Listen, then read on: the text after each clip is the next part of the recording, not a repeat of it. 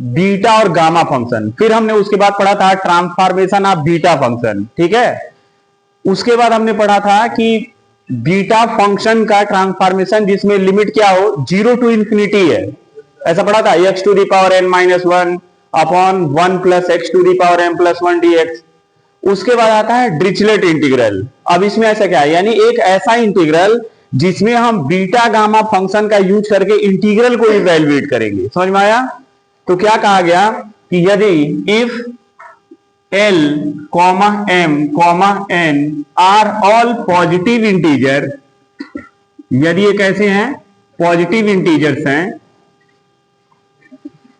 Then triple integral V x to the power L minus 1, y to the power m minus 1, z to the power n minus 1, dx dy dz, ये आपका बराबर है gamma L, gamma m, gamma n upon gamma L plus m plus n plus 1 के, ठीक है। और जहां पे ये बताया गया where x greater than equal to 0, y greater than equal to 0, z greater than equal to 0 and x plus y plus z less than equal to 1 and greater than equal to 0। आप equality maintain कर सकते हैं दोनों ओर। अब देखिए इन्होंने एक integral evaluate किया कि यदि x के पावर l माइनस 1, y के पावर m माइनस 1, z के पावर n माइनस 1 हो तो ये इंटीग्रल इस गामा फंक्शन के बराबर होता है। समझ में आया? ये कौन बताया था? डिरिचलेट ने बताया था कि अगर आप इस इंटीग्रल को, लेकिन इनकी एक कंडीशन है। कंडीशन क्या है कि जितने भी x y z आप इस्तेमाल करेंगे उनकी वैल्यू क्या होनी चाहिए, नॉन नेगेटिव। नॉन नेगेटिव का मतलब 0 हो जाए और चाहे 0 से बड़ी हो जाए। फिर एक दूसरी कंडीशन और लगा दिए, क्या कि इन तीनों का जो सम है वो किससे छोटा होना चाहिए, 1 से छोटा होना चाहिए। अब आप बताइए क्या दुनिया में ऐसे ही इंटीग्रल मिलेंगे क्या जिसकी बाउंड्री इसी के बीच में होगी? ऐसा तो संभव नहीं है भाई। ऐसे भी इंटीग्रल आ सकते हैं जिसमें बाउंड्री लोअर लिमिट h1 हो जाए, h2 हो जाए। तो इनके बाद एक साइंटिस्ट है, उनका नाम था लियोलिस। क्या नाम था? लियोलिस। उन्होंने क्या किया, इसका एक्सटेंशन थ्योरम दिया। अब आप बताइए यहां पे जो फंक्शन यूज हो रहा है, इस फंक्शन की एक पर्टिकुलर लिमिट है।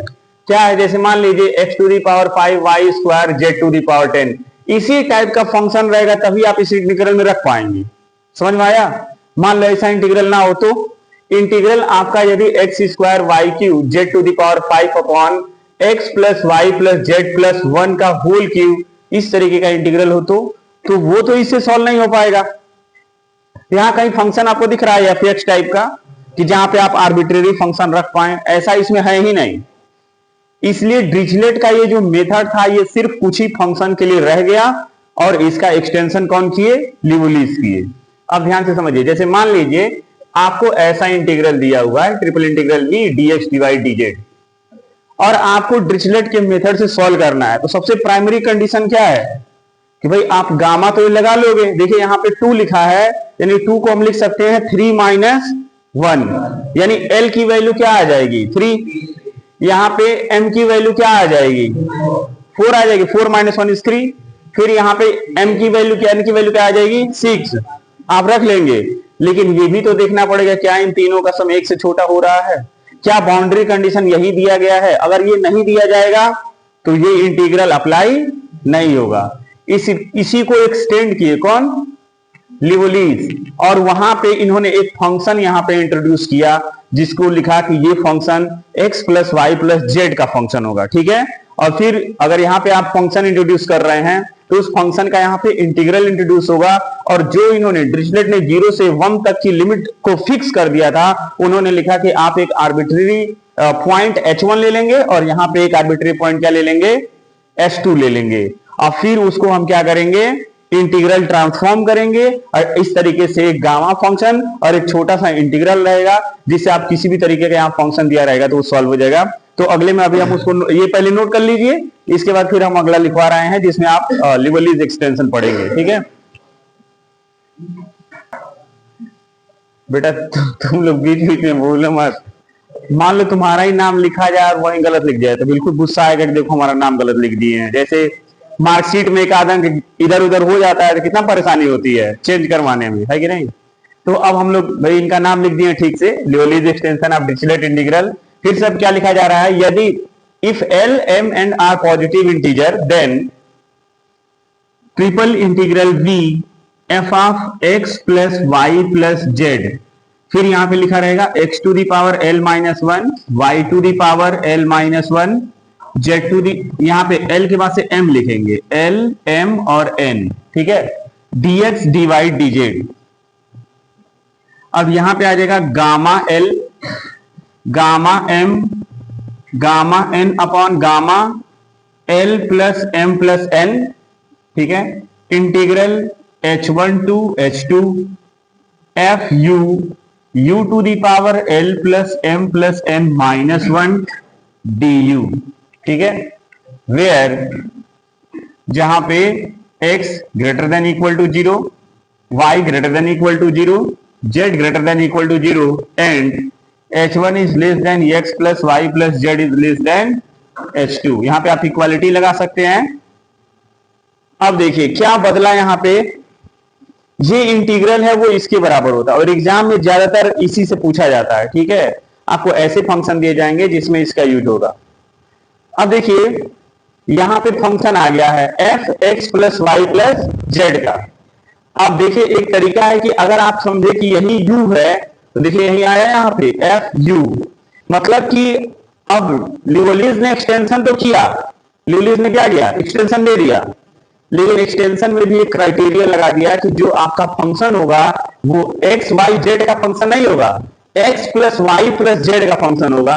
यानी कि जो फंक्शन आपका आएगा वो X square Y square Z square upon X plus Y plus Z plus one square क्यू इस टाइप का रहेगा, है ना। दूसरा फंक्शन ये हो सकता है जैसे log X plus Y plus Z plus one type का, मतलब अंदर ये पक्का रहने वाले हैं, है ना। तीसरा फंक्शन ये हो सकता है e to the power X plus Y plus Z plus one type का, मतलब कहीं ना कहीं ये रहेंगे तो एक ही साथ रहेंगे फंक्शन में, समझ में आया। इसीलिए यहां पे क्या दिया गया है X plus Y plus Z plus one, ठीक है। मतलब आप लियोलीज से अगर कोई क्वेश्चन सॉल्व करना चाहते हैं तो उसमें इसी टाइप के फंक्शन रहेंगे कि देखिए ये ऊपर वाला जो फंक्शन है X square Y square Z square, ये इस वाले को काम करेगा 3 minus one 3 minus one 3 minus one आ जाएगा, यानी कि एल एम और एन की वैल्यू क्या होगी 3, ठीक है। और X plus Y plus Z में आप इन तीनों को क्या मान लेंगे यू, तो नीचे वाला फंक्शन क्या है 1 अपॉन यू स्क्वायर, यानी एफ यू क्या हो गया 1 upon you plus one square, और जो ये बगल में लिखा हुआ है u टू द पावर वो आप इससे लिख लेंगे एल एम एन की वैल्यू से, है ना। यानी इस केस में 2 और 2 4 और 4 और 2 6 और 6 माइनस वन, देखिए यहाँ पे माइनस वन है ना, कितना आ गया 5। अभी क्वेश्चन कराएंगे तो समझ में आएगा, तब तक आप ये नोट कर लीजिए, ठीक है। ये नोट कर लीजिए लियोलीज एक्सटेंशन, ठीक है। यहाँ पे आपके पास 2 क्वेश्चन है, ठीक है। पहला जो मैंने यहाँ पे क्वेश्चन लिखा हुआ है, इधर देख लो बेटा, यहाँ पे जो हमने क्वेश्चन लिखा हुआ है ये क्वेश्चन किसका है, देखिए डिरिचलेट इंटीग्रल का। अब देखिए मैंने आपको जैसा बताया था कि एक्स वाई जेड टाइप का फंक्शन रहेगा, है ना यहाँ पे।